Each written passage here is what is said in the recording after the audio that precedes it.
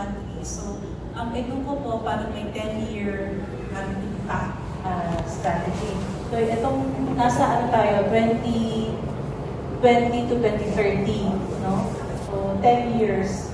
So, by 2 years before 2030, mag-step na ulit ng 2030 to 2040 na. So, yun po yung parang planning cycle. Hindi po siya nagbabago dahil sa management.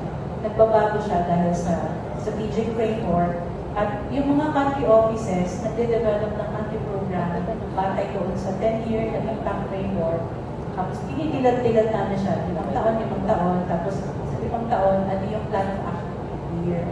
So, nasa website natin yun, no? Pwede po ninyong, anytime pwede nyo i-review.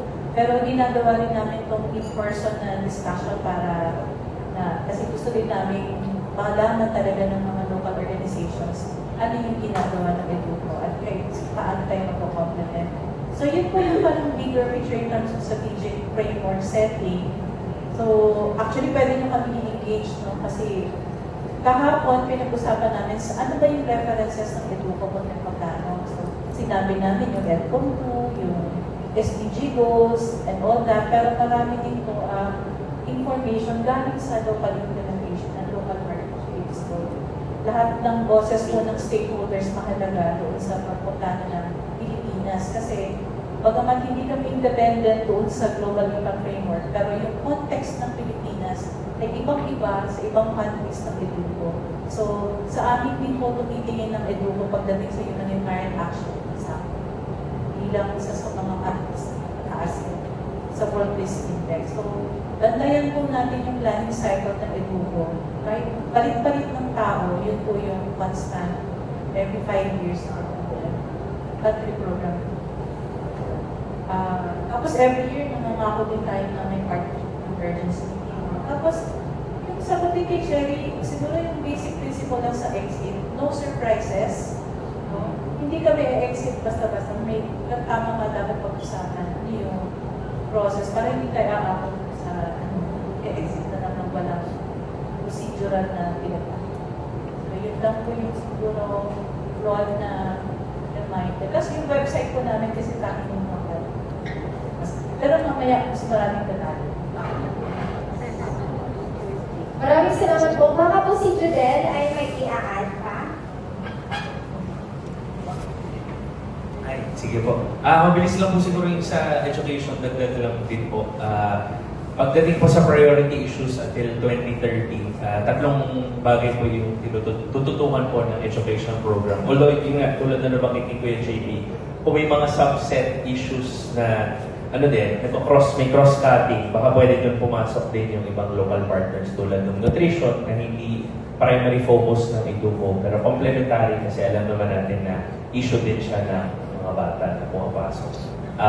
Yun po. So yung tatlong priority issues po under education ay foundational skills, literacy, numeracy, social-emotional. Pangalawa po ay learning losses or learning continuity. At pangatlo po yung inclusion mo sa mga bata at risk of dropping out, yung mga CARDO, yung mga OSY, or yung mga excluded from learning opportunities. So yun po yung tatlong priority issues po sa education. Siguro iyan ako rin po baka gusto mag-ano ni James sa child participation at humanitarian. Thank you, brother. Siguro po pag susunod sa usapin ng socialization ng Educo, na-mention nga ni Kuya JP yung apat na banner program ng Educo. We do not have specifically yung ni Ma'am na agriculture. No? Magbibigyan ako na example. In our current programming pero pinasok namin siya sa humanitarian action program. We partner with Simon of Cyrene, but both of us do not have the capacity or expertise of agriculture. But we thought government system or government bodies who can help us integrate in our programming. Like for example, we want to partner with Central Bicol University for agriculture. They do have programming specifically on disaster risk management, but ang focus ay agriculture. How do we engage agriculture, integrate agriculture doon sa programa na ginagawa namin? So, sa ginagawa namin programming for children, specifically on climate resilience, in-integrate namin yung climate smart agriculture para matuto yung mga bata as early as possible. early as possible, paano maging resilient paggamit ang agriculture. So with the technology and support and services available with the government, specifically sa CBS-UAA, we can integrate it and efficiently use our resources. Eventually kayo din, kung meron kayo expertise, no? Yun din yung gusto namin i-explore within our partnership, na baka meron kayong ganitong expertise, so we can collaborate effectively and complement our resources. Thank you. Ishi. Yes? Are there any more questions before we break for lunch? Kung wala na or baka may mga inhibitions na tayo na hindi po na natin kayang sabihin, we will have opportunity later in the afternoon during our roundtable discussion. In the meantime, since it's already 12, we will be breaking for lunch, pero,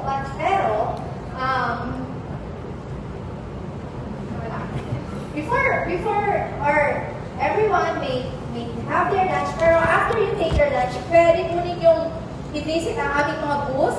Na-mention kanina ni Sir James yung 4 na programs namin. We have 4 booths for our 4 programs, and if you will notice, we have another booth over there. It's the sponsorship program.